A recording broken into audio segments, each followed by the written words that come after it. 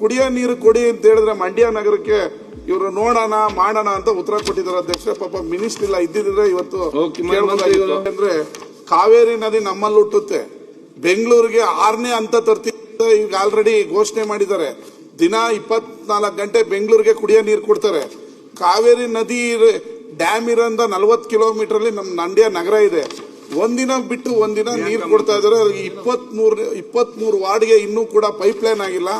ಅದು ದುಡ್ಡು ಬಿಡುಗಡೆ ಮಾಡಿ ಅಂತ ಹೇಳಿದ್ರೆ ನಗರಸಭೆಯವರು DPR ಮಾಡಕ್ಕೆ 71 ಲಕ್ಷ ರೂಪಾಯಿ ಕೊಡ್ಲಿ, ಆಮೇಲೆ ನೋಡೋಣ ಅಂತ ಹೇಳಿದ್ದಾರೆ. 71 ಲಕ್ಷ ರೂಪಾಯಿನ ನಗರಸಭೆಯವ್ರಿಗೆ ಕೊಡೋದಕ್ಕೆ ನಿನ್ನೆ ತಾನೇ ಬಜೆಟ್ ನಾವು ಆಲ್ರೆಡಿ ಅದು ರಿಲೀಸ್ ಮಾಡಿದೀವಿ.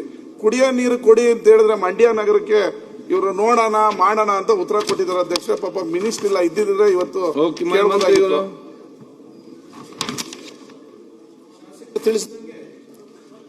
ಮಂತ್ರಿ ಅವರೇ.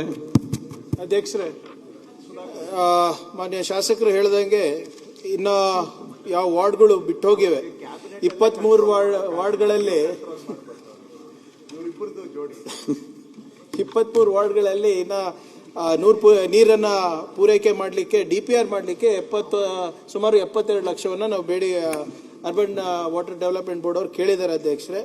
ಅವ್ರು ಕೊಟ್ರೆ ನಾವು DPR ಮಾಡಿ, ಯಾಕಂದ್ರೆ ಟೆಕ್ನಿಕಲಿ ನಾವು ಕರೆಕ್ಟ್ ಆಗಿ ಇರ್ಬೇಕಾಗ್ತದೆ.